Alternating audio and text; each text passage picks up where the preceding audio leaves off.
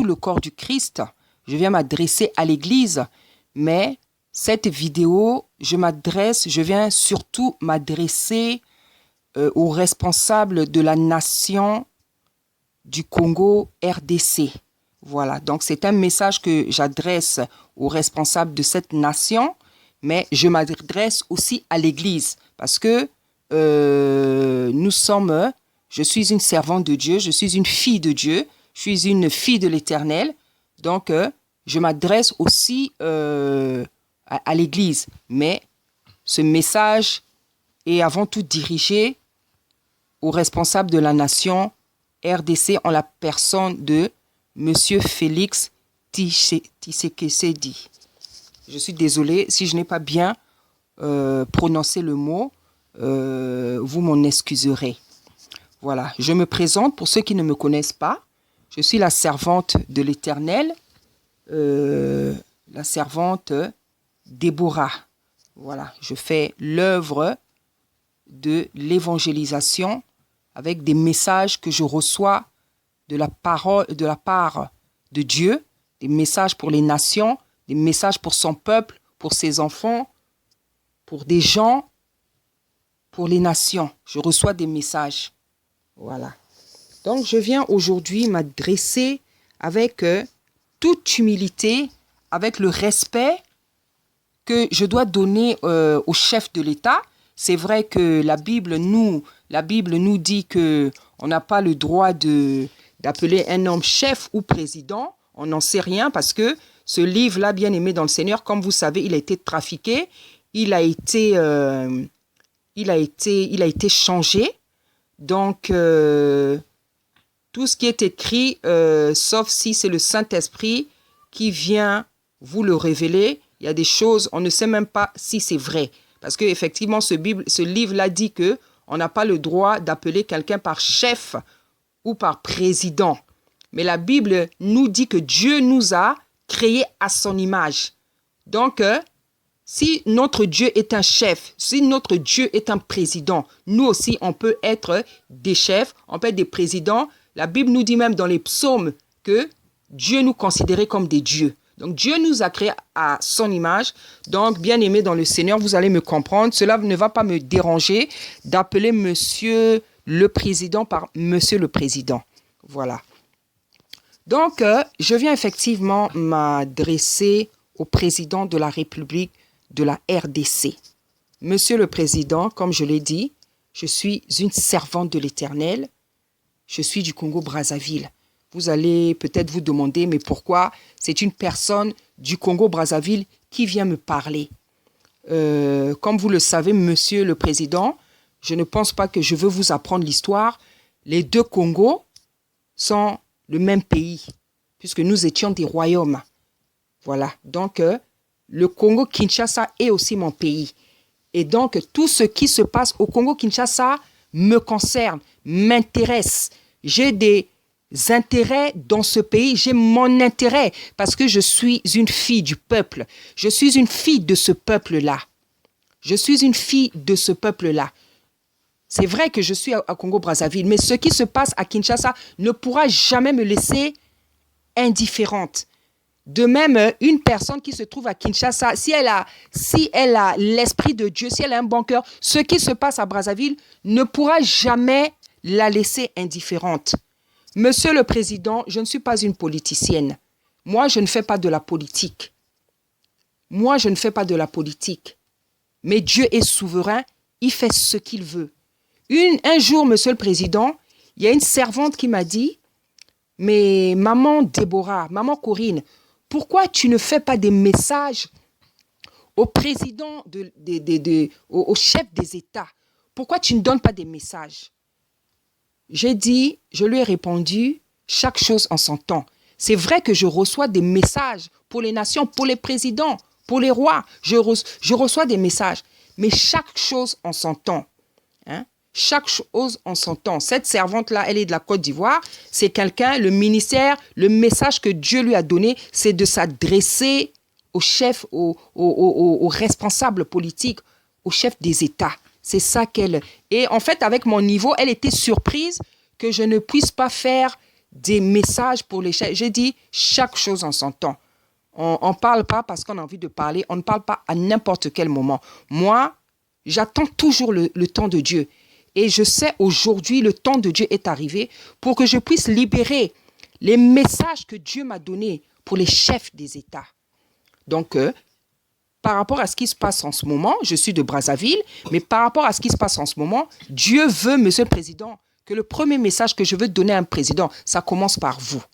Voilà, comme j'ai dit, moi, je ne suis pas politicienne, je ne fais pas de la politique, mais je reçois des messages pour le monde politique. Et un jour, j'ai même dit à mon mari, j'ai dit, ah, mais je ne comprends pas. Moi, je ne fais pas de la politique, mais le Seigneur est toujours en train de me donner des messages pour le monde, pour le milieu politique. Et mon mari m'a dit, parce que c'est un serviteur de Dieu aussi, c'est un serviteur de Dieu. Dieu, il a plu à Dieu de me faire sortir avant mon mari. Il sait pourquoi, il est souverain. Voilà. Sinon, mon mari aussi, c'est un serviteur de Dieu, de qui je reçois des exhortations, des enseignements. Je suis sa première brebis. Voilà. Je suis sa première brebis. Donc, mon mari m'avait répondu, il m'a dit, tu ne fais pas la politique, c'est vrai. Si tu reçois des messages, ça veut dire que tu as une destinée, un destin dans la politique. Ça ne veut peut-être pas dire que tu vas faire la politique, mais Dieu, à un moment donné de ta vie, Dieu va t'utiliser dans ce sens-là. Peut-être juste pour donner des messages. Voilà. Et c'est la vérité parce que quand je repense à tous les rêves que je reçois pour le milieu politique, je dis effectivement oui. Je vois, en fait, je comprends qu'un jour, Dieu va m'utiliser dans ce sens-là. Et je commence à le voir, je commence à le ressentir et je commence à en voir les signes. Et je commence même à voir ce feu-là qui monte pour donner les messages aux hommes politiques, aux chefs des États. Voilà. Donc, aujourd'hui, je viens m'adresser à monsieur le Président de la République. Vous m'excuserez, vous aurez peut-être l'impression que je me répète beaucoup, mais j'aime bien prendre mon temps, surtout quand on parle des choses sérieuses. J'aime bien prendre mon temps, prendre le temps d'expliquer, prendre le temps d'exhorter. J'aime bien prendre mon temps parce que les choses dont je veux parler, c'est des choses tellement importantes parce qu'il y va de la vie de nos frères de Kinshasa. Il y va même de l'avenir du Congo-Brazzaville. Il y va même de l'avenir de l'Afrique. Parce que aujourd'hui, tout le monde sait que Congo-Kinshasa, c'est un pays prophétique. Un pays prophétique, c'est quoi? Un pays prophétique, c'est un pays que Dieu a choisi pour que beaucoup de choses à différents niveaux se passent. Que ça soit politique, que ça soit économique, que ça soit spirituel, ces choses-là devront impacter sur toute l'Afrique. Voilà. Donc, il est tout à fait normal, il est tout à fait important que des intellectuels, des hommes de Dieu, des femmes de Dieu se soucient de la situation politique ou économique, de la situation générale de ce pays-là.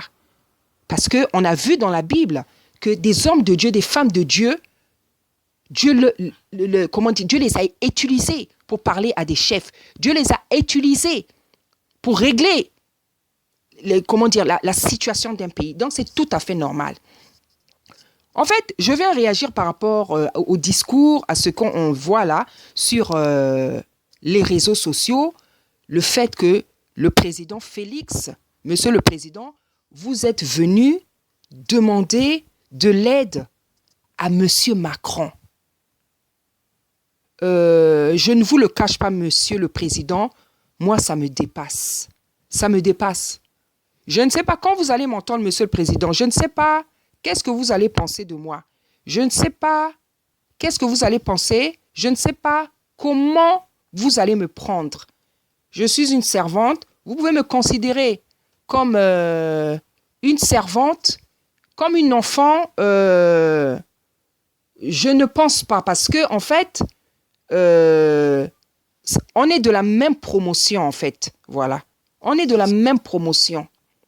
Donc, je ne dis pas que je ne peux pas, on est toujours un enfant dans son pays quand on est par rapport au président, parce que je suis la fille du peuple. C'est comme dans mon pays, je suis une enfant du peuple. Donc, je peux être considérée comme une enfant, dans le sens où j'ai un président comment dire, qui préside dans mon pays. Voilà, ce que je veux dire en fait, je vais en fait réagir, voilà. Moi en fait, voilà, ce que je veux dire, c'est que ça me dépasse. Monsieur Félix Tshisekedi, je suis désolée, hein, je n'arrive pas à bien prononcer. Vous êtes le président de la République de la RDC. Un président, c'est quelqu'un qui a des pouvoirs. Un président, c'est quelqu'un qui a des pouvoirs. Un président, c'est quelqu'un qui a fait des serments. Un président, c'est quelqu'un qui a fait des promesses à son peuple. Un président, c'est quelqu'un qui est garant de sa population. Un président, c'est quelqu'un qui s'est engagé à arranger le pays. Un président, c'est quelqu'un qui est le chef de l'armée de son pays. Donc, le pays a une armée. Mais, je ne veux pas vous apprendre ce qui se passe dans votre pays. L'État de l'Est, à l'Est là-bas, aujourd'hui, Monsieur le Président, vous sentez dans l'obligation de demander de l'aide à la France parce qu'il y a les islamistes là qui sont rentrés. Mais moi, je me pose des questions, Monsieur le Président. Je me pose des questions. Votre rôle sert à quoi, Monsieur le Président? En tant que garant de l'État, en tant que chef de l'État, vous avez des pouvoirs, vous avez une autorité. Vos pouvoirs vous servent à quoi, Monsieur le Président? Votre autorité vous sert à quoi, Monsieur le Président? Votre armée vous sert à quoi, Monsieur le Président? Hein? On sait qu'aujourd'hui, les pays comme le Rwanda, hein, les pays que vous connaissez là, on sait, tout le monde sait aujourd'hui que ces pays-là, ils vous font mal. Ces pays-là, ce sont des pays qui font mal à la RDC. Mais moi, je ne connais pas trop votre position. Par rapport à ce que j'entends, je vois que vous avez, je crois que je peux conclure que vous avez des liens d'amitié avec le président du Rwanda et même les autres. Mais comment ça, si ces gens-là vous font mal, vous pouvez être des amis avec eux? Ça me dépasse. Hein? Ça me dépasse beaucoup. Ça me dépasse beaucoup. Comment ça, des ennemis, des gens qui vous persécutent, vous pouvez discuter avec eux? Ça me dépasse beaucoup. Monsieur le Président, je vous assure, je ne trouve pas les mots. Je ne trouve pas les mots. Parce que on sait, on a l'habitude d'entendre et on sait que Congo-Kinshasa, on dit que ce pays est 5 fois plus grand que la France. Mais comment avec un pays aussi large, hein, ce qui reviendrait à dire que donc l'armée aussi, c'est-à-dire il y a beaucoup de gens dans l'armée, il y a beaucoup de soldats. Mais comment une armée, un pays qui est plus grand que le Rwanda, que le Burundi, hein, que l'Ouganda, hein, et qui est même plus grand que la France, comment se fait que ce pays-là n'arrive pas à se défendre contre ses persécuteurs? Ce qui se passe à Beni, à Kivu, dans l'Est là-bas, ça dépasse l'entendement. Ça dépasse l'entendement. Mais aujourd'hui, avec les réseaux sociaux, on ne peut plus cacher la vérité à personne.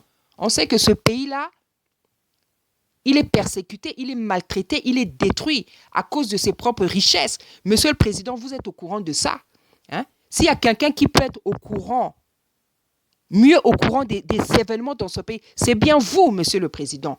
Vous savez qu'est-ce qui se passe dans l'est de votre pays.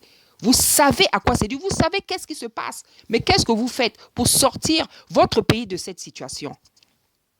Qu'est-ce que vous faites, Monsieur le Président, pour sortir votre pays de cette situation? Vous savez ce qui se passe.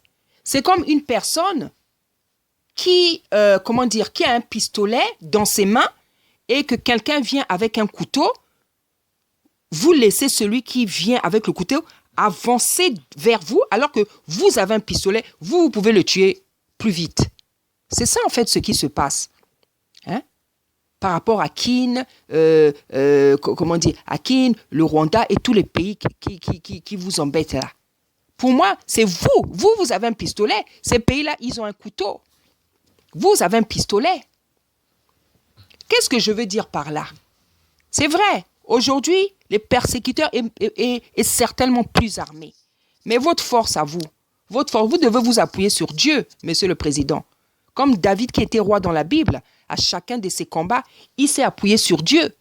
Les rois de la Bible qui se sont retrouvés en guerre, comme Josaphat, comme David, ils se sont appuyés sur Dieu. Avant de s'appuyer sur leur armée, ils se sont appuyés sur Dieu. Et c'est même Dieu qui dirigeait l'armée. Josaphat, il a gagné sa guerre pas grâce à ses combats, c'est grâce à Dieu. Et dans le combat de Josaphat, c'est même pas l'armée qui était en premier plan. C'était les adorateurs, c'était les chantres. Donc les soldats ne se sont même pas battus. Ça veut dire que dans toute chose dans la vie, on s'appuie sur Dieu. Dans toute chose. Sans Dieu, on n'est rien, Monsieur le Président. Peut-être que vous ne le savez pas, mais je me permets de vous le rappeler. La Bible nous dit que sans Dieu, on n'est rien. Sans lui, on ne peut rien faire. C'est pour ça qu'aujourd'hui, Monsieur le Président, vous êtes perdu. Je n'ai pas peur, je pèse mes mots. Parce que pour moi, lorsque vous venez demander de l'aide à un président déjà qui est votre cadet, moi, je ne regarde pas, c'est parce que vous ne savez pas que c'est Dieu qui peut vous donner toute la force. Vous ne savez pas que c'est Dieu qui peut vous donner toute la force. Vous ne savez pas que grâce à Dieu, vous pouvez gagner des guerres. Vous ne savez pas que grâce à Dieu, vous ne connaissez pas, Monsieur le Président. Vous ne cherchez pas à connaître la puissance de Dieu. Monsieur le Président, je ne vais pas vous demander d'aller lire la Bible, mais j'espère que vous le faites. Parce que la Bible, c'est un livre, malgré même qu'il a été trafiqué, c'est un livre qui vous donne la victoire. C'est un livre qui vous donne la victoire, Monsieur le Président. Si vous connaissez l'histoire de David, l'histoire de Josaphat, l'histoire de tous ces rois qui étaient en détresse devant l'ennemi, c'est Dieu qui leur a donné la victoire. La Bible est un livre qui donne la victoire. La Bible est un livre qui vous donne l'intelligence, Monsieur le Président. La Bible est un livre qui vous donne la sagesse. La Bible est un livre qui vous apprend les techniques de combat.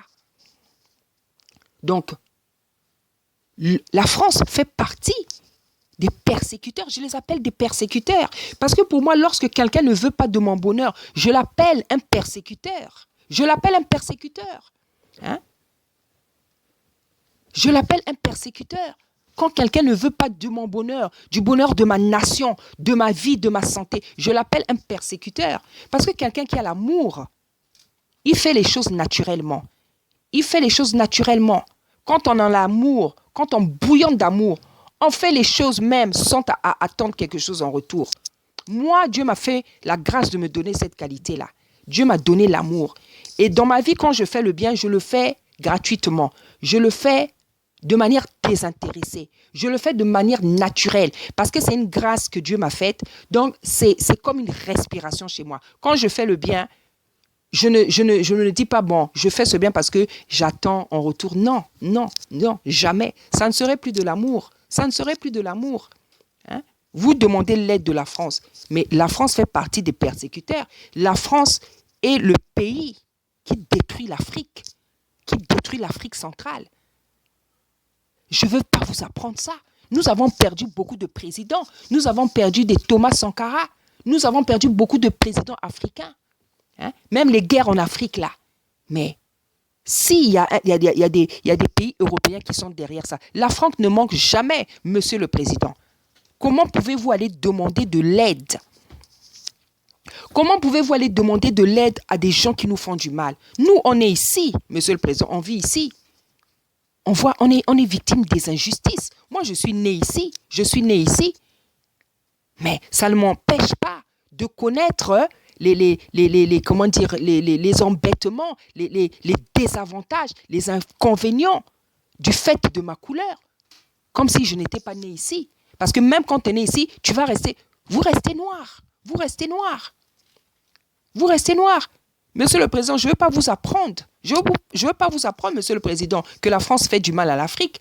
Comment des gens qui font du mal à l'Afrique, Monsieur le Président, vous pouvez alors aller leur demander de l'aide? Non, Monsieur le Président, c'est incompréhensible. C'est incompréhensible. Ça dépasse l'entendement. C'est incompréhensible, Monsieur le Président, et ça dépasse l'entendement. Ce qui va m'emmener à me poser des questions, à faire des analyses et des conclusions. Hein? Moi, aujourd'hui, si ma famille est en danger, si mes enfants sont en danger, mais je ne veux pas aller prendre la personne qui veut faire du mal à mes enfants pour qu'elle m'aide. Non. J'ai un autre problème. J'ai un autre problème. C'est que moi-même, je veux tuer mes enfants. Hein? Hein? Ce que le Rwanda fait, ce que les autres pays-là, je ne sais pas si c'est le Burundi, si c'est l'Ouganda, tous les autres pays-là qui sont en train de vous persécuter. Qu'est-ce que vous faites contre ces pays-là, Monsieur le Président, pour que Kinshasa puisse s'en sortir? Les autres pays européens, la France, qu'est-ce que vous faites? Quelles sont les positions que vous prenez pour vous dégager de cet esclavagisme économique, politique? Qu'est-ce que vous faites pour vous dégager, pour vous libérer, pour vous affranchir de cette mainmise de la France et d'autres pays? Qu'est-ce que vous faites pour votre peuple, pour l'Afrique? Qu'est-ce que vous faites, Monsieur le Président? Qu'est-ce que vous faites? Qu'est-ce que vous faites? Quand on voit, vous ne faites rien, que ce soit vous, que ce soit d'autres présidents africains. Les présidents africains ne font pas grand-chose pour que l'Afrique s'en sorte. Non. Les présidents africains ne se battent pas. Vous êtes là, vous passez votre temps à compter sur ces colonisateurs qui nous ont colonisés pendant des siècles, qui nous ont détruits, qui ont violé nos mamans, qui nous ont fait du mal, qui ont pris nos frères, les ont menés en Amérique, au Brésil, dans les îles, je ne sais pas où. Ils nous ont fait du mal dans le passé. Aujourd'hui, ils continuent à nous faire du mal. Mais c'est sur ces gens-là que vous comptez, Monsieur le Président. Vous ne voyez pas qu'il y a quelque chose qui ne va pas, Monsieur le Président? Comment voulez-vous qu'on vous prenne au sérieux? Comment voulez-vous qu'on vous prenne, malgré les discours que vous pouvez faire, malgré les promesses que vous pouvez faire? On ne peut pas vous prendre au sérieux. Vous avez perdu votre crédibilité. Vous perdez votre crédibilité, Monsieur le Président. Une personne dans la vie, quand elle n'est pas sérieuse, elle perd sa crédibilité. Vous pourrez faire tous les discours que vous voulez, que ce soit dans votre pays, dans d'autres sommets, dans je ne sais pas où en France. Je pense que les intellectuels, devant les gens qui ont un peu d'intelligence, un peu de sagesse, un peu de Saint-Esprit, vous avez perdu toute crédibilité. Parce qu'aujourd'hui, Monsieur le Président, parce que je ne veux pas mâcher mes mots, Monsieur le Président, avec tout le respect que je dois vous devoir, parce que Dieu a permis que vous soyez là. Parce que la Bible dit que quelque chose ne peut pas arriver que sans que Dieu le permette. Si vous êtes là, c'est que Dieu a permis que vous soyez là. Hein? C'est que Dieu l'a permis. Même si c'est pas peut-être la volonté de Dieu que vous ne soyez pas. Mais Dieu a permis. Parce que rien n'empêche à Dieu de bloquer quelque chose, d'ouvrir une porte ou de la fermer. Si Dieu ne voulait pas, vous ne serez pas là. Si vous êtes là, c'est parce que Dieu a ouvert cette porte-là. Mais qu'est-ce que vous faites pour que votre pays s'en sorte, pour vous libérer, vous affranchir des gens qui ne vous veulent pas du bien, des gens qui ne veulent pas du bien à l'Afrique? Qu'est-ce que vous faites, Monsieur le Président, pour vous en affranchir? C'est la question que je me pose. Et j'en suis sûr, nous sommes des millions d'Africains, Congolais de Brazzaville, de Kinshasa, à se poser la même question. Qu'est-ce que vous faites? Vous ne faites rien. Vous ne faites rien. Et nombreux présidents africains, c'est la même chose. Et nos peuples, nos sociétés, les peuples africains en ont marre. On en a marre, Monsieur le Président. Dieu nous a donné des beaux pays, mais vous les livrez à des étrangers. Et c'est les autochtones, nous souffrons. Nous sommes dans des situations où, parfois, on ne peut même pas repartir dans nos pays parce que ça ne va pas. Parce que ça ne va pas. Nous sommes des enfants du peuple. Moi, je suis de Brazzaville. J'ai beaucoup de choses à faire dans mon pays. Même à Kinshasa, j'aimerais bien venir parce que c'est aussi mon pays. Mais par rapport à plusieurs choses qui se passent, on ne peut même pas faire des projets. Ça devient impossible, ça devient insupportable. Et vous pensez bien que, Monsieur le Président, ça ne peut pas continuer. Je pense que vous-même, vous allez vous rendre compte que Dieu va faire lever et des hommes, et des femmes, et des jeunes, et même des enfants pour parler. Les gens, Dieu va commencer à délier les langues parce que trop, c'est trop. Trop, c'est trop, Monsieur le Président. Trop, c'est trop. Quand on est président, on veut le bien de son pays. Quand on veut être président, ce n'est pas pour vendre son pays. Parce que depuis que vous avez pris le pouvoir, Monsieur le Président, c'est ce que vous faites. Vous vendez ce pays et vous n'êtes pas le seul président africain à le faire. Vous vendez nos pays pour quelques centaines, papiers, d'euros. Parce que vous pensez qu'à vous, vous pensez à votre femme, à vos enfants, à vos petits-enfants, à vos familles.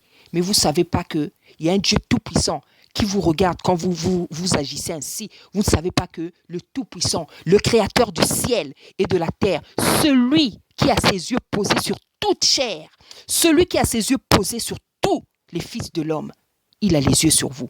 Et il regarde les œuvres de chacun et il rendra à chacun selon ses œuvres. C'est ce que nous dit la Bible. Je ne comprends pas. Je ne comprends pas comment un être humain, que ce soit président, que ce soit roi, que quelqu'un puisse dans la vie agir comme si Dieu ne le voyait pas. Mais Dieu voit tout. Dieu voit tout. Dieu voit tout. Comment une personne peut penser qu'elle est cachée devant la face de Dieu? Sous la terre là-bas, il connaît tous les poissons qu'il y a sous la mer. Il connaît les noms des poissons qu'il y a sous la mer. Nous, on ne connaît pas. Il connaît les noms de tous les oiseaux du ciel. Nous, on ne connaît pas. Il connaît le nombre de nos cheveux. Vous et moi, nous ne connaissons pas. Mais lui, il connaît le nombre de nos cheveux sur nos têtes. Ça veut dire qu'il connaît toutes vos œuvres, Monsieur le Président de la République. Dieu connaît toutes vos œuvres. Dieu connaît votre cœur. Dieu connaît votre état d'âme. Dieu connaît votre état d'esprit. Dieu connaît vos motivations. Dieu sait, Monsieur le Président, si vous aimez votre peuple ou si vous ne l'aimez pas. Dieu sait, Monsieur le Président, si vous voulez le bien de votre peuple ou si vous ne le voulez pas. Dieu sait tout ça. La Bible dit dans les psaumes, il dit, je sais quand tu es assis, je sais quand tu es couché. Dieu sait. Il sait quand on est heureux, il sait quand on est malheureux. Il sait tout ça. Personne ne peut tromper Dieu. La Bible nous dit que même les abîmes deviennent lumière, les ténèbres deviennent lumière devant sa face. Qu'est-ce qui peut être caché devant Dieu? C'est pour ça que je suis toujours très surprise de voir des gens dans la vie faire du mal, de voir des présidents, des gens faire du mal, croyant que Dieu ne les voit pas. Non. Dans ce cas, peut-être c'est parce que vous ne croyez pas en Dieu et que vous vous en foutez. Mais quelqu'un qui sait que Dieu existe, il sait que Dieu sait tout. Moi, quand je pêche, dans la vie, quand je ne me comporte pas bien, je sais que Dieu me voit. Je ne cherche à rien lui cacher. Quand je vois que là, je ne me comporte pas, je me mets à genoux, je lui demande pardon. Parce que je sais que quand je fais mal, je sais qu'il me voit. Qu'est-ce que je veux lui cacher, Monsieur le Président? Qu'est-ce qu'on peut cacher à Dieu? C'est votre Créateur. Vous êtes en vie là. C'est parce que c'est Dieu qui vous a donné le souffle de vie. Donc, il vous connaît. C'est lui qui nous donne le souffle de vie. C'est nous qui le reprend. C'est lui qui le reprend. Qu'est-ce qu'on peut cacher à Dieu? Donc, je suis très surprise. Dépassée même, je dirais. Que vous venez demander de l'aide à un cadet. Parce que c'est votre cadet. Moi, je ne vois pas la situation de la France, la force économique, les bombes. Je ne vois pas ça. Moi, ce que je vois que c'est votre cadet. C'est un aîné qui doit donner son aide à son petit frère. Ce n'est pas le contraire. C'est pas le contraire. C'est pas le contraire. Je suis désolée. C'est vrai, leur pays semble stable. Leur pays, je dis bien, semble. Mais ce n'est pas à des gens comme ça que vous pouvez demander. Je suis désolée, parce que c'est eux qui détruisent l'Afrique. C'est eux qui nous font du mal. C'est eux qui nous font du mal. C'est eux qui nous font du mal. Et vous voyez qu'ils sont arrivés à un point qu'ils s'en foutent, quitte à mentir continuellement devant tout le monde entier, faisant comme s'ils aimaient l'Afrique. Donc, ils s'en foutent. Ils savent qu'ils n'aiment pas l'Afrique. Eux, ils savent qu'ils ont des intérêts. Et vous savez aussi qu'eux, ils ont des intérêts.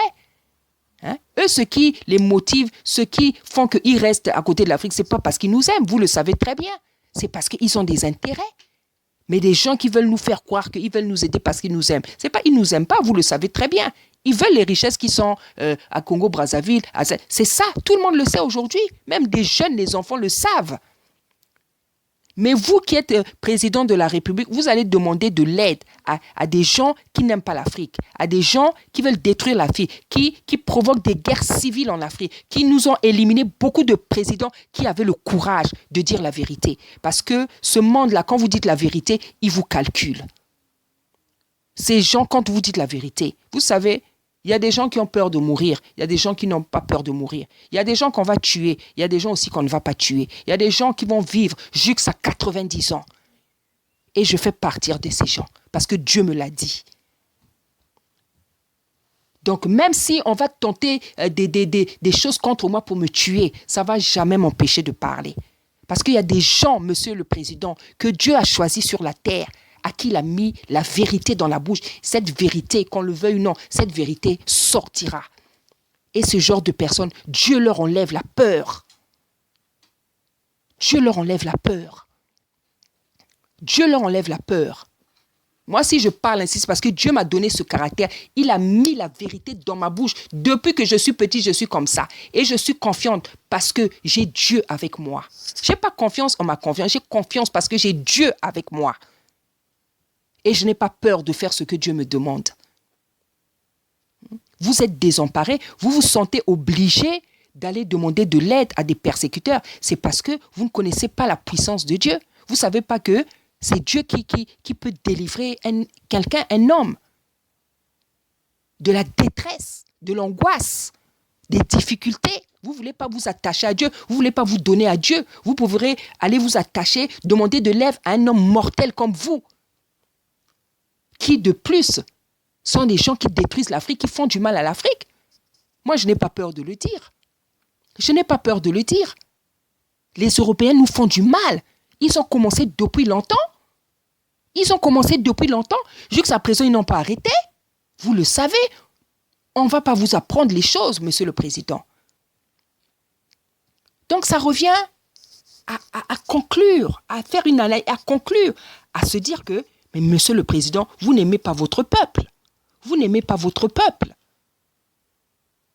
Donc, quand on a fini de dire ça, on vient à une conclusion. Mais vous n'aimez pas votre peuple. Parce que si vous aimez votre peuple, vous ne pouvez jamais être ami avec des gens qui veulent le mal de votre peuple. Jamais de la vie, Monsieur le Président. Vous êtes un adulte, vous êtes marié, vous êtes président, vous avez des enfants, peut-être des petits-enfants, je n'en sais rien, mais vous êtes un adulte, Monsieur le Président. Moi, je ne pense pas que je viens vous apprendre quelque chose. Je viens vous rappeler tout simplement des choses. Tout ce que je dis là, je sais que je ne vous l'apprends pas. Je viens vous rappeler des choses que vous oubliez.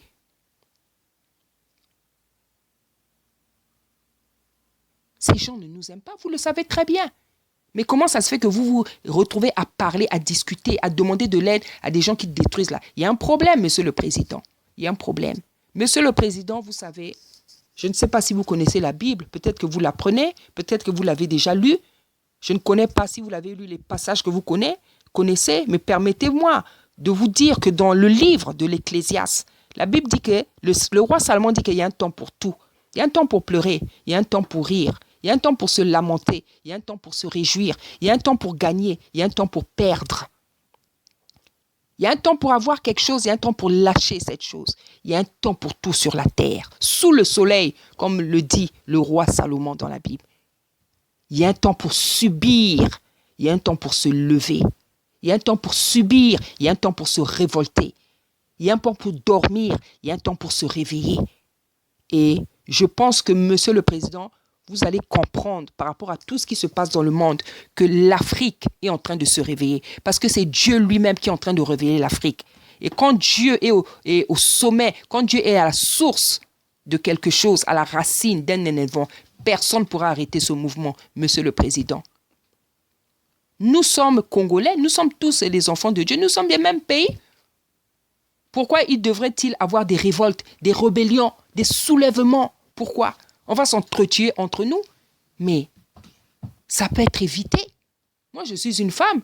Je pense pas que je vais aller me battre dans la rue. Non, c'est les hommes qui font des choses comme ça. Moi, je suis une servante que Dieu utilise puissamment.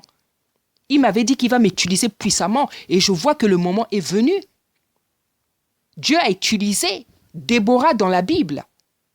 Cette femme juge, prophétesse. Je m'appelais Corinne. Ça, c'est le prénom que mon père m'a donné. Mais Dieu a changé mon nom en Déborah. Il sait pourquoi. Et même lorsqu'il changeait ce nom, je n'en comprenais pas la portée. Mais aujourd'hui, je commence à comprendre petit à petit pourquoi il a changé ce nom. Vous êtes, je crois, entouré d'hommes de Dieu. Peut-être si vous avez besoin de connaître le passage qui est Déborah dans la Bible, comment Dieu l'a utilisé, vous allez comprendre ce qui se passe, Monsieur le Président. Mais Monsieur le Président, laissez-moi vous dire que c'est le moment de Dieu à Kinshasa, à Brazzaville, en Afrique, dans le monde. C'est le moment où Dieu a décidé de se lever pour arrêter certaines injustices, pour arrêter l'injustice, pour arrêter la souffrance dans son continent. C'est le temps de Dieu. C'est le temps de Dieu. Et Dieu va se manifester de toutes les manières, à travers des jeunes, à travers des enfants. Dieu va délier des langues. Même les enfants qui viennent de naître viendront avec des messages. Parce que Dieu est souverain. Il a dit dans sa parole, par la bouche des enfants, il fait sortir des merveilles. Il y a des enfants à 6 mois, ils chantent. Mais scientifiquement, ça ne peut pas se faire.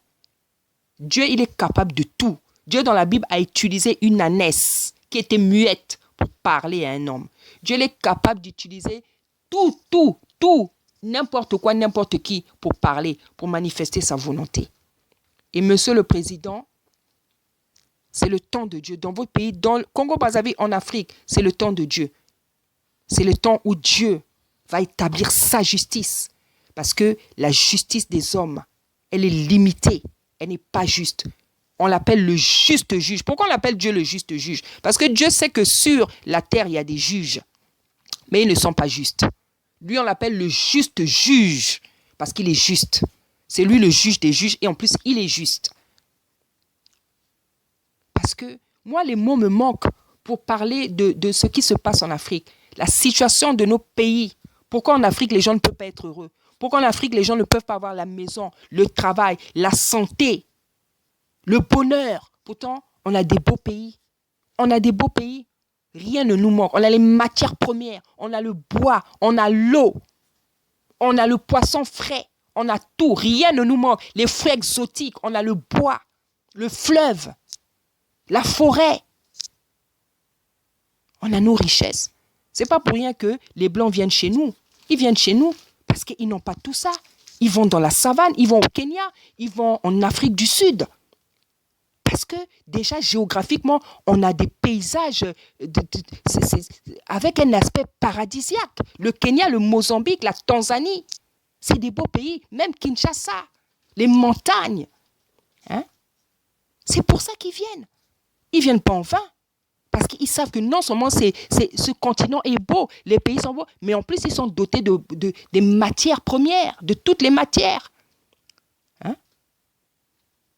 Et nos présidents, au lieu de nous donner le bonheur d'arranger nos pays, vous prenez les richesses du pays. Bozo Pesana Batomisusu. Non, Monsieur le Président. Non, Monsieur le Président. Nous disons non. Nous disons non. Nous allons nous lever. Chacun à son poste. Chacun à son poste. Les serviteurs de Dieu vont parler. Les servantes de Dieu vont parler. Dieu va utiliser les gens de l'armée comme il veut. Dieu va utiliser tous ceux qui sont prêts à parler et à agir. Moi, je suis servante. Comment dire, mes possibilités, c'est la parole, c'est de prêcher. Ce que je peux faire, c'est parler pour réveiller les gens. Pour réveiller les gens. Et c'est avec amour, parce que vous êtes Congolais comme moi. Vous êtes Congolais. Vous êtes Congolais. Vous êtes Congolais comme moi, Monsieur le Président. Vous êtes Congolais. Les gens qui nous font du mal, ce n'est pas des Congolais. Vous êtes Congolais, on est Congolais. Donc aujourd'hui, quand un Congolais meurt, que ce soit à Kinshasa, à Brazzaville, ça fait toujours mal. Ça fait toujours mal. Ça fait toujours mal. On ne souhaite pas le malheur des gens, même quand ils se comportent mal. Parce que Dieu, il dit dans sa parole, dans Ézéchiel, il dit, je ne souhaite pas la mort du méchant. Je souhaite que le méchant se convertisse et qu'il vive. Dieu dit dans sa parole, dans le livre d'Ézéchiel, il dit, pourquoi mourriez-vous?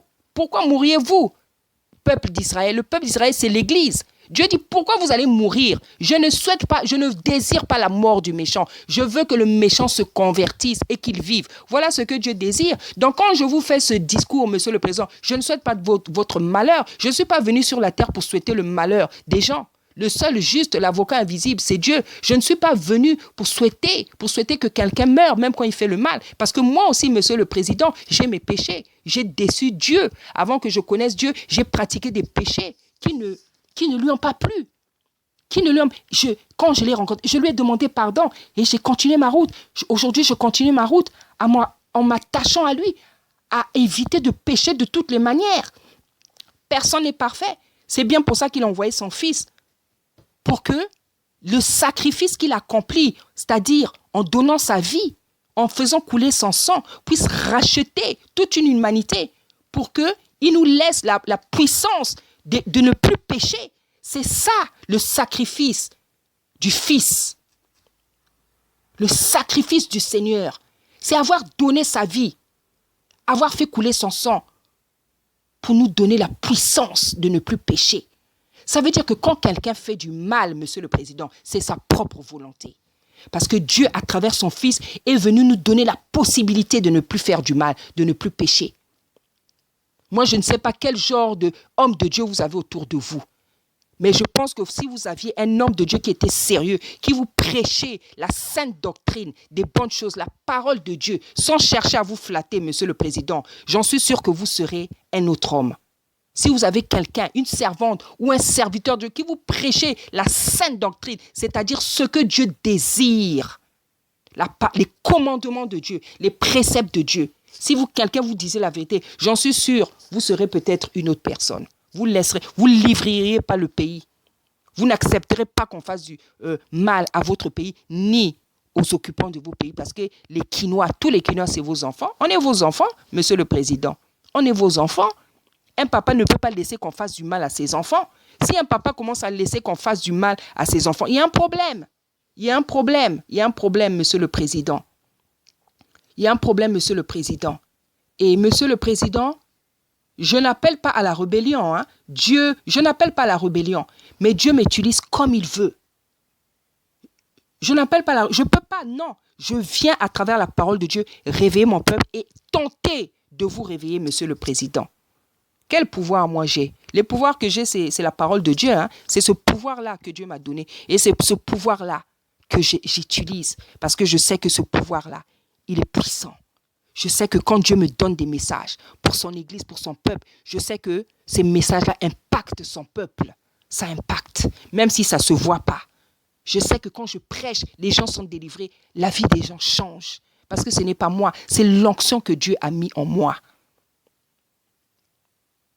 C'est l'onction que Dieu a mis en moi, Monsieur le Président. Chacun son. Vous êtes président, vous avez des devoirs. Moi, je suis servant de Dieu. J'ai le devoir d'exhorter, de prêcher à l'Église. Parce que Dieu me donne des messages pour l'Église. Voilà mon rôle.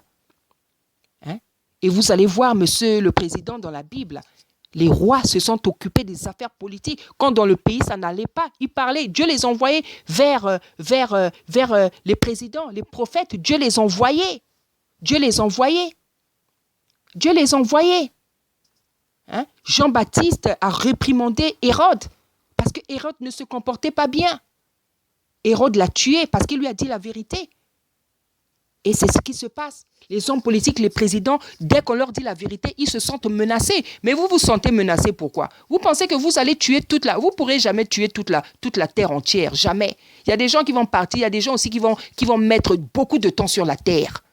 Il y a des gens que Dieu a dit vont vivre jusqu'à 90 ans, jusqu'à 100 ans. Il y a des gens que Dieu a dit qu'ils auront une longue vie. Ça ne dépend pas de vous, ça dépend de Dieu. Parce que c'est sur cette terre-là, c'est comme ça, surtout dans certaines parties de la planète. Dès que vous dites la vérité, on cherche à vous tuer. Mais ça ne va jamais empêcher les gens de parler. Parce que depuis la nuit des temps, les gens ont toujours parlé. Il y en a qui sont morts parce qu'ils ont dit la vérité. Les Thomas Sankara, les Malcolm X, et j'en passe. Ils sont morts. Il y en a même qui savaient qu'ils allaient mourir, mais ils ont dit la vérité. La vérité, on ne va jamais la confiner. Parce que la vérité, c'est Dieu. La vérité, c'est Dieu. La Bible dit que la Bible dit dans la parole de Dieu, celui qui dit la vérité proclame la justice. Donc celui qui dit la vérité, il parle de la parole de Dieu, il parle de Dieu. Parce que Dieu, il est juste. Celui qui dit la vérité, il proclame. Mais pourquoi vous avez des gens sur la terre qui ne veulent pas la vérité? Parce que vous n'avez pas la vérité en vous. Vous êtes dans le mensonge, vous vivez dans le mensonge, dans des choses bizarres. Hein? Nos présidents, nos politiques sont dans les francs-maçonneries. On sait ce qui se passe dans la franc-maçonnerie là-bas. C'est le monde des sacrifices. Mais quand vous êtes là-bas, monsieur le président, qui est sacrifié? Qui est sacrifié, monsieur le président? Je sais de quoi je parle. Je sais de quoi je parle. Je sais de quoi je parle, monsieur le président. Je sais de quoi je parle. Je sais de quoi je parle, monsieur le président. Je sais de quoi je parle. Nos présidents, nos hommes politiques, nos responsables, ils sont dans la franc-maçonnerie. Qu'est-ce que vous allez chercher à la franc-maçonnerie? Jusqu'à quand vous allez faire passer les gens? Jusqu'à quand vous allez faire passer les gens? Vous faites passer les gens pour que vos vies soient meilleures, pour rester au pouvoir, pour avoir plus d'argent, parce que vous cherchez je ne sais pas quel genre de gloire. La gloire n'appartient qu'à Dieu. Un homme n'a pas le droit de chercher la gloire. Un homme ne peut pas chercher la gloire. La Bible nous dit que nous devons nous contenter de ce que Dieu nous donne. Si nous avons ne fût-ce que l'habit et de quoi manger, l'apôtre Paul dit que ça suffit. Pourquoi un homme dans sa vie va chercher trop de choses? Et vous avez des hommes qui cherchent la gloire. Mais la Bible nous dit que la gloire n'appartient qu'à Dieu. Comment des hommes, des femmes peuvent chercher la gloire? La gloire n'appartient qu'à Dieu. La gloire n'appartient qu'à Dieu. Si Dieu veut nous donner la gloire, c'est lui qui nous donne une certaine gloire qui ne va même jamais égaler la sienne. Qui ne va jamais égaler la sienne.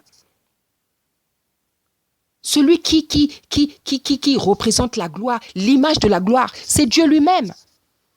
Vous cherchez quel genre de gloire? Vous cherchez je ne sais pas. L'argent que vous avez, ne vous suffit-il pas? Surtout que vous acquérez cet argent de manière malhonnête, en faisant même couler du sang. Mais vous n'êtes pas fatigué. Vous continuez, vous persistez, monsieur le président. Je suis désolé, mais je suis obligé de vous le dire. Parce que vous avez l'argent, vous mangez bien. Mais toute une population ne mange pas. Il y en a qui n'ont pas d'eau, il y en a qui n'ont pas de maison, il y en a qui n'ont pas d'habits, il y en a qui n'ont pas de chaussures, il y en a, je ne sais pas quoi dire. Je suis une femme, je suis une maman. Même quand un de mes enfants n'ont pas bien mangé, je ne suis pas à l'aise, monsieur le président. Je ne suis pas à l'aise. À plus forte raison, vous, le président de la République, vous à qui Dieu a donné cette responsabilité, cette possibilité, vous avez l'argent, il y a les matières premières. Mais le peuple ne mange pas. Il y en a qui ne mangent pas. Il y en a qui ne peuvent pas s'habiller. Il y en a qui n'ont pas de maison. Il y en a qui n'ont pas de travail. Mais monsieur le président, comment on peut expliquer ça? Comment on peut expliquer ça? C'est incompréhensible. C'est pour ça, voyez-vous, monsieur le président, Dieu va faire délier les langues. Dieu va délier les langues, monsieur le président. Dieu va faire parler tous les gens il peut faire parler. Et si la parole ne vous suffit pas, Dieu lui-même, il saura qu'est-ce qu'il va faire avec vous. Dieu lui-même, il saura qu'est-ce qu'il va faire avec vous. Parce que comme je vous le dis, monsieur le président, ce n'est pas moi qui le dis, c'est le roi Salomon, de la part de Dieu, qu'il y a un temps pour tout. Il y a un temps pour tout. Il y a un temps pour tout. Il y a un temps pour souffrir. Mais il y a un temps pour qu'un être humain, quelqu'un puisse être heureux. Il y a un temps aussi pour que quelqu'un puisse être heureux. La Bible dit que les ténèbres ne régneront pas tout le temps. Le malheur ne peut pas perdurer dans la vie de quelqu'un, monsieur le président. Surtout lorsqu'il a Dieu. Surtout lorsqu'il a Dieu, monsieur le président. Vous savez ce qui se passe. Vous savez ce que le Rwanda et les autres pays font à votre pays. Vous savez les peuples blancs, ce que ces gens-là nous font. Mais qu'est-ce que vous faites, monsieur le président? Qu'est-ce que vous faites pour sortir votre pays? Pour sortir votre pays. Pour sortir votre pays de là. Qu'est-ce que vous faites, monsieur le président? Monsieur le président, si vous ne voulez rien faire, c'est Dieu qui va s'occuper de son propre peuple. Et vous verrez comment Dieu va s'y prendre. Si vous ne voulez rien faire pour votre pays, pour votre continent, Dieu va s'en occuper tout seul, monsieur le président. Et vous verrez comment il va s'y prendre. Je veux me permettre, monsieur le président, de vous lire Peut-être que vous connaissez ce passage, mais comme c'est mon devoir, c'est mon travail de lire les passages pour exhorter le peuple de Dieu, je veux me permettre, Monsieur le Président, de vous lire 2 passages pour vous rappeler, pour vous faire comprendre que quand quelqu'un ne fait pas son travail, Dieu le fait à sa place. Dieu vous enlève et il va le faire. Il mettra quelqu'un d'autre à votre place ou bien il va le faire lui-même. En fait, le passage que je veux lire, il est tellement long. Monsieur le Président, je ne pense pas que je veux le lire. Avec toute humilité, vraiment, je vous invite à lire ce passage-là. Parce qu'en fait, il est tellement long et je sais très bien, Monsieur le Président, que vous avez beaucoup d'occupations. Même si, comment dire, ces occupations, nous n'avons pas l'impression que c'est pour le bien du peuple. Mais je sais, en tant que président, vous n'êtes qu'une personne, vous êtes une personne qui ne peut être qu'occupée. Donc, je ne veux pas m'attarder en faisant la lecture de ce passage. Avec toute humilité, Monsieur le Président, je vous invite à lire le passage dans le livre de Ézéchiel. C'est le chapitre 34. Donc, pour résumer, pour ceux qui ne savent pas, c'est un passage où Dieu s'adresse à ses bergers en faisant comprendre à ses bergers, donc les hommes de Dieu, les pasteurs, les responsables de l'Église, Dieu leur fait comprendre dans ce passage-là que Dieu leur avait confié des âmes, des brebis, mais Dieu leur fait comprendre que vous en êtes pas bien occupés. Comme vous en êtes pas bien occupés, moi-même, je veux m'occuper de mes brebis. Quand je vous les ai donnés, la Bible dit que dans ce pas que vous avez eu le souci de vous paître, donc de vous occuper de vous, mais vous n'avez pas eu souci de mes âmes. Et en fait, dans ce passage, Dieu veut faire comprendre à toute personne à qui Dieu a donné la responsabilité sur les plus faibles, que lorsque cette personne ne fait pas son travail, Dieu, soit il vous enlève, ou bien Dieu reprend la personne qui vous a confié pour s'en occuper tout seul. C'est vrai, ici, ça s'adresse aux bergers, aux pasteurs, mais Monsieur le Président, vous êtes aussi un responsable. Vous avez un peuple dont vous avez la charge. Donc vous êtes comme un pasteur, vous êtes comme un papa. Donc Dieu dit à toutes ces personnes à qui il a donné les responsabilités de bien s'occuper de leurs enfants, qui ne le font pas, comment il va les traiter. Donc Monsieur le Président, je vous prie, je sais que vous êtes très occupé, mais je vous prie vraiment, Monsieur le Président, avec toute humilité, de pouvoir lire ce passage-là qui se trouve donc dans le livre d'Ézéchiel 34. Et je voudrais aussi vous parler d'un autre passage qui concerne un roi. Donc, on peut dire aujourd'hui un chef, un président. Je voudrais vous donner ce passage-là, Monsieur le Président. Ce passage que je voudrais aussi, Monsieur le Président, si vous n'en avez pas le temps, j'en suis sûr que les gens autour de vous ne manqueront pas de vous faire la lecture de ce passage-là. Donc, Monsieur le Président, c'est le passage, c'est le livre de Daniel, le chapitre 2. Donc, j'en suis sûr, vous pouvez trouver autour de vous un pasteur. Dommage que les pasteurs qui sont autour de vous ne sont pas des vrais pasteurs, des gens qui craignent Dieu. Parce que je crains même, Monsieur le Président, que dans leur lecture, ils ne vous expliquent pas bien les choses. Mais, Monsieur le Président, j'en suis sûr que si vous êtes à ce poste aujourd'hui, c'est que vous avez votre intelligence. Et j'en suis sûr donc, Monsieur le Président, vous pourriez aujourd'hui prendre un passage, lire et que Dieu vous parlerait. Parce que je doute de l'intégrité, de la droiture, de la sincérité, de l'honnêteté des hommes de Dieu qui vous entourent. J'en doute beaucoup. Parce que si vous étiez aidés par des hommes qui craignent Dieu, j'en suis sûr que nos pays ne seraient pas dans cet état. Donc, et voilà, Monsieur le Président, je ne veux pas aussi non plus faire la lecture de ce chapitre qui est très très long. Je voudrais tout simplement le résumer. Pour ceux qui ne connaissent pas, c'est l'histoire du roi Nebuchadnezzar, qui était un roi de Babylone, qui avait eu un songe et qui était incapable de comprendre ce songe-là. Il appelait ses magiciens, ses mages, ces astrologues ou je ne sais pas quoi, qui ont été aussi incapables de lui expliquer. Et il s'est trouvé que Daniel plutôt, qui était un Hébreu en Babylone, fut appelé parce que on savait que Daniel était intelligent, qu'il avait l'esprit de Dieu. Le roi l'appela pour qu'il puisse lui expliquer le songe, parce que ces mages et ces magiciens en avaient été incapables. Parce que le roi avait eu un songe, donc un grand arbre. Hein? Un grand arbre, je ne veux pas m'attarder. Je vous invite vraiment, Monsieur le Président, à lire ce passage. Comme ça, vous sauriez qu'est-ce que c'est cet arbre, c'était quoi, c'était qui, qu'est-ce qui était arrivé à cet arbre-là, c'était quoi. Donc, Daniel a expliqué le songe de manière parfaite au roi. Et le roi a été tellement émerveillé qu'il a fait même devenir Daniel, qui était hébreu, qui était dans un pays ennemi, mais il a fait devenir premier ministre comme Joseph en Égypte avec Pharaon. Donc, Daniel lui a expliqué, roi, voilà ce que signifie le rêve que, roi, vous avez eu.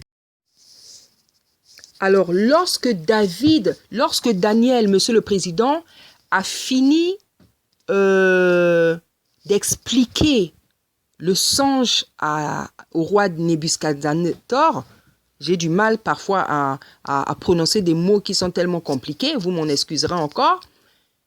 Le roi a été émerveillé de voir quelqu'un qui n'était pas dans sa cour, qui n'avait pas leur connaissance scientifique, pouvoir expliquer un songe avec tant de facilité, avec tant de précision, avec tant de majesté, avec tant d'élégance, Monsieur le Président. Le roi a élevé Daniel en Babylone parce qu'il avait pu lui expliquer, Monsieur le Président, le songe qui le concernait. C'est vrai, j'ai dit, Monsieur le Président, je ne peux pas tout lire parce que le passage est très long. Néanmoins, Monsieur le Président, je voudrais que vous soyez patient avec moi pour me laisser lire quand même l'adoration du roi. C'est-à-dire, le roi, c'est-à-dire, c'est vous aujourd'hui, ce roi-là. C'est vous aujourd'hui, Monsieur le Président. Parce qu'avant, on ne disait pas président. Avant, c'était roi. Donc, les rois d'hier, aujourd'hui, c'est les présidents. Je voudrais vous lire, je voudrais prendre la peine, Monsieur le Président, de lire comment le roi avait fait une adoration à Dieu. Un roi qui était païen. Mais il a fait une adoration à Dieu, Monsieur le Président. Parce qu'il a vu quelque chose qu'il n'avait pas vu. Il a vu que quelqu'un qu'il méprisait être capable de lui expliquer un songe que ces magiciens, ces mages étaient incapables. Donc, Monsieur le Président, soyez patient avec moi, s'il vous plaît. Je veux vous lire donc cette adoration que le roi Nebukadnezar fut à l'Éternel. Donc, je vais lire la parole. Alors, le roi Nebukadnezar tomba sur sa face et se prosterna devant Daniel, et il ordonna qu'on lui offrit des sacrifices et des parfums. Le roi adressa la parole à Daniel et dit, « En vérité, votre Dieu est le Dieu des dieux et le Seigneur des rois. » Donc Daniel, le roi, qui était un roi païen, un roi méchant, que Dieu était venu menacer par un songe, voilà la dos. C'est un roi qui commençait à reconnaître que Dieu, un roi païen, hein, écoutez-moi bien, qui commençait à reconnaître que Dieu est le Dieu des dieux. Voilà l'adoration. C'était une adoration, c'était même plus une prière, c'était une adoration, Monsieur le Président Félix. En vérité, votre Dieu est le Dieu des dieux et le Seigneur des rois. Il révèle les secrets, puisque tu as pu découvrir ces secrets. Ensuite, le roi éleva Daniel et lui fit de nombreux et riches présents. Il lui donna le commandement de toute la province de Babylone et l'établit chef suprême de tous les sages de Babylone. Daniel pria le roi de remettre l'intendance de la province de Babylone à Shadrach, Meshach et Abed-Nego. Et Daniel était à la cour du roi. Donc, en fait, le roi a fait une adoration. Il a adoré Dieu. Il a reconnu que Dieu, le créateur du ciel et de la terre, le créateur du ciel et de la terre, le roi, le Seigneur du continent africain, le roi du Congo, celui qui prend soin du Congo-Brazzaville, celui qui prend soin de Kinshasa, malgré tout ce qui s'y passe, celui qui prend soin de l'Afrique. Le roi Daniel avait reconnu qu'il est le Seigneur du ciel et de la terre. Le roi Daniel avait reconnu, le roi Nebuchadnezzar plutôt, avait reconnu que ce Dieu-là, il est le Dieu des dieux, le Seigneur des seigneurs, le Créateur du ciel et de la terre. Et je souhaite tellement, Monsieur le Président Félix, que vous arriviez, que ça vous arrive dans votre vie. Reconnaître que Dieu est Dieu. Reconnaître que Dieu est Dieu. Le Dieu de Dieu, le Seigneur des seigneurs. Que vous puissiez le connaître, que vous puissiez le craindre, que vous puissiez faire sa volonté, que vous puissiez devenir un enfant de Dieu, un véritable enfant de Dieu. Parce que Monsieur le Président Félix Tshisekedi, quand on voit ce qui se passe à Kinshasa, quand on voit vos alliances, parce que vous avez des alliances, comme dans la Bible, il y a des rois qui ont eu, des rois de Dieu qui ont eu des fausses alliances. Qui ont eu des fausses alliances. Quand on voit vos alliances, on comprend qu'il y a un problème. On peut effectivement se dire, Monsieur le Président, vous n'aimez pas votre peuple. Vous n'aimez pas votre peuple. Et vous ne nous en laissez pas le choix. On ne peut que conclure que vous n'aimez pas votre peuple, Monsieur le Président. Donc, on ne peut que penser ainsi. On ne peut que penser ainsi, Monsieur le Président de la République. On ne peut que penser ainsi. Donc, c'est avec une charge dans le cœur. C'est presque avec des larmes aux yeux que je vous fais cette lettre ouverte. Parce que, Monsieur le Président, il faudrait bien que vous réagissiez. Il faudrait bien que vous réagissiez, Monsieur le Président de la République. Parce que, comme je viens de le dire, Monsieur le Président de la République, si vous ne le faites pas, c'est Dieu qui va se charger de nos pays. Que ce soit Brazzaville, que ce soit Kinshasa, Monsieur le Président de la République. Dieu s'est levé. Dieu s'est levé, Monsieur le Président de la République, je vous assure.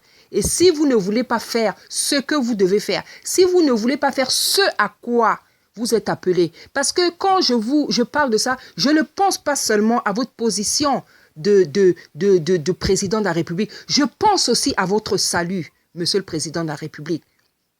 Nous sommes des Bantous. Les Bantous, nous sommes des Noirs. Nous croyons en Dieu. Nous croyons en Dieu. Et Dieu nous a donné un livre. Et un enfant de Dieu, lorsqu'il croit en Dieu, il doit se battre toute sa vie pour obtenir le salut éternel. Monsieur le Président, aujourd'hui, si vous êtes mort, si vous n'êtes plus sur la terre, où iriez-vous? Car il n'y a que deux chemins. Il y a l'enfer et il y a le paradis. Mais est-ce que vous avez pensé, Monsieur le Président, à là où vous allez vous retrouver lorsque Dieu va vous arracher de la terre, Monsieur le Président? Je ne parle pas seulement de votre position politique de président, mais je pense aussi à votre salut. J'espère que vous vous en souciez, Monsieur le Président de la République. Donc voici, Monsieur le Président de la République, avec toute humilité, la lettre ouverte que je suis venu vous faire, le message que je viens vous adresser de la part de l'Éternel. Parce que laissez-moi vous apprendre ou permettez-moi de vous dire que lorsque j'ai ouvert ma Bible, Monsieur le Président, pour chercher les passages que je vous ai cités, le premier passage sur lequel je suis tombé, c'est Dieu qui me confirme que ce que tu fais là, c'est moi qui t'envoie. Et j'ai été réjoui. J'ai été réjoui. Les gens qui étaient même dans la salle avec moi, ils ont eu peur. Ils m'ont dit waouh. Parce que je leur ai montré le passage que Dieu m'a donné. Et moi-même, ça me fait peur. Dans ce passage, Dieu me confirme que ce que tu fais, c'est moi qui t'envoie. Et quand Dieu envoie quelqu'un, Monsieur le Président, ça veut dire qu'il est avec lui. Donc j'ai l'assurance, je sais, Monsieur le Président, que Dieu est avec moi. Je sais que ce que je fais, Monsieur le Président, c'est Dieu qui m'envoie. Parce que lorsqu'il m'appelait à son service, Monsieur le Président, en 2000, je sais ce qu'il m'a dit. Je sais ce qu'il m'a recommandé. Je sais ce qu'il m'a dit. Il m'a montré, certes, pas tout parce qu'il ne peut pas montrer comment il veut m'utiliser dans mon pays, en Afrique et même dans le monde entier. Ce n'est pas avec orgueil, Monsieur le Président, que je vous parle. Je vous parle des choses que Dieu m'a dites. Je vous parle des choses que Dieu m'a montrées. Je sais qui je suis, Monsieur le Président. C'est pour ça que je vous parle avec cette assurance. Et cette assurance, Monsieur le Président, ce n'est pas de l'arrogance, ce n'est pas un manque de respect, ce n'est pas de la présomption. Monsieur, c'est tout simplement l'assurance que Dieu m'a donnée, Monsieur le Président. Ce que je souhaite, Monsieur le Président, c'est que vous vous ressaisissiez, Monsieur le Président, que vous sachiez où sont vos intérêts, que vous sachiez où est l'intérêt du peuple, l'intérêt de l'Afrique, l'intérêt de l'Église en Afrique, votre intérêt à vous, de vos enfants, de votre femme, de vos petits-enfants, de vos familles, des gens que vous aimez, Monsieur le Président. Rappelez-vous où se trouvent vos intérêts. Qu'est-ce que vous voulez, Monsieur le Président? Vous avez voulu être président de la République Kinshasa, mais c'était pour faire quoi? Pour donner le bonheur à votre population, Monsieur le Président, ou alors pour nuire, pour détruire vos propres frères, Monsieur le Président. J'aimerais que vous réfléchissiez à tout ça. Il n'est jamais trop tard. Dieu a envoyé son Fils, Monsieur le Président, pour pouvoir pardonner tout homme. Et il ne vous a pas refusé son salut. Dieu ne vous a pas refusé son pardon, Monsieur le Président. Il ne le refuse à personne. Parce que la Bible dit qu'il ne rejette personne. Dieu refuse le pardon à personne, Monsieur le Président. Au contraire, il a accepté de mourir. Il a accepté de faire une chose folle pour pouvoir pardonner les hommes. Il a donné sa vie. Il s'est sacrifié pour les hommes. Il a accepté de faire couler son sang, Monsieur le Président. Donc vous n'êtes pas épargné. Le salut ne vous est pas refusé, Monsieur le Président. Et je crois qu'aujourd'hui, Monsieur le Président, avec cet humble message que je suis venu vous donner de la part de Dieu, je pense que la balle est dans votre camp. Je souhaite, Monsieur le Président, que vous puissiez vous ressaisir. Que vous puissiez vous ressaisir. Ne comptez pas sur les hommes. Ne comptez pas sur votre garde. Parce que David, dans la parole de Dieu, il dit à un moment donné dans les psaumes, il dit, garde. N'attendez pas le matin. C'est-à-dire, il leur dit, ne comptez pas sur les mains. Parce que les gardes du corps, comme ils surveillent le président toute la nuit, on sait qu'ils attendent que le matin arrive très vite pour qu'ils se sentent soulagés d'une menace. Donc David, avec la grâce, l'intelligence que Dieu lui a dit, il a dit, n'attendez pas le matin. Mais comptez, ce n'est pas tout à fait comme ça qu'il a dit, mais c'est ça qu'il était en train de dire. Il dit, ne comptez pas sur, n'espérez pas de voir le matin, comptez plutôt sur Dieu. C'est dommage et que Dieu m'en pardonne. J'ai oublié ce passage, je pourrais peut-être le mettre dans les commentaires en le cherchant, Monsieur le Président. Ce que je vous souhaite, c'est que vous vous ressaisissiez, Monsieur le Président, que vous acceptiez que les gens avec qui vous travaillez, les gens avec qui vous êtes en alliance, ce n'est pas des gens qui veulent le bien de Kinshasa, de Brazzaville ou de l'Afrique même. Vous le savez, Monsieur le Président, ce n'est pas des gens qui nous aiment. Ce n'est pas des gens qui nous aiment. Et croyez-moi, Monsieur le Président, Dieu va délier les langues. Et les enfants même vont parler. Les jeunes vont parler. Les vieux et les vieillards vont parler. Parce que c'est ce que Dieu nous dit dans le livre de Joël. Il dit qu'à un moment donné, il a donné, et ce temps est déjà arrivé, où il a donné son esprit aux vieux. Il y a des vieillards qui ont des songes, des vieux, des vieillards, des enfants qui prophétisent, les servantes. Dieu a dispensé, a déversé son esprit, Monsieur le Président. Et je vous assure, Monsieur le Président, les langues vont se délier. Parce que si les hommes politiques, si les chefs africains ne veulent pas faire ce qu'ils doivent faire, protéger l'Afrique, servir l'Afrique, chacun doit servir son pays, Dieu va s'en occuper lui-même. Dieu va s'en occuper. Dieu va s'en occuper, Monsieur le Président. Comme je vous dis, Monsieur le Président, je souhaite que vous vous ressaisissiez. Je souhaite que vous rentrez dans la chambre secrète qui est la prière. Vous vous repentissiez devant le Seigneur. Il ne rejette personne. Aujourd'hui, si vous voulez, Monsieur le Président, vous allez dans votre chambre seul, sans même votre femme, parce que le salut est individuel, sans votre femme, sans un pasteur. Faites la repentance, parce que vous avez beaucoup de choses, beaucoup de pardon, beaucoup de choses, des sujets pour lesquels vous devez demander pardon à Dieu, Monsieur le Président. Aujourd'hui, Monsieur le Président Félix, je vous invite en tant que servante de Dieu, en tant que fille de l'Afrique, en tant que fille du Congo-Brazzaville, en tant que fille de Kinshasa, à faire une repentance sincère, toute simple. Toute simple. Dieu n'a pas besoin de français dans la repentance. Il veut un cœur repentant qui vient avec des paroles simples pour reconnaître que, Seigneur, ici j'ai fait le mal, pardonne-moi, parce que tu as donné ta vie pour me pardonner. C'est ce que je vous invite à faire, Monsieur le Président. Demandez pardon à Dieu. Repentissez-vous afin que vous deveniez l'ami de Dieu et que non que vous restiez son ennemi et que vous preniez le risque de vous retrouver en enfer. C'est ce que je vous souhaite, Monsieur le Président. Je vous invite à vous présenter devant la face de l'Éternel, qui est un Dieu rempli d'amour et de miséricorde. La Bible dit que c'est un Dieu lent à la colère, riche en bonté.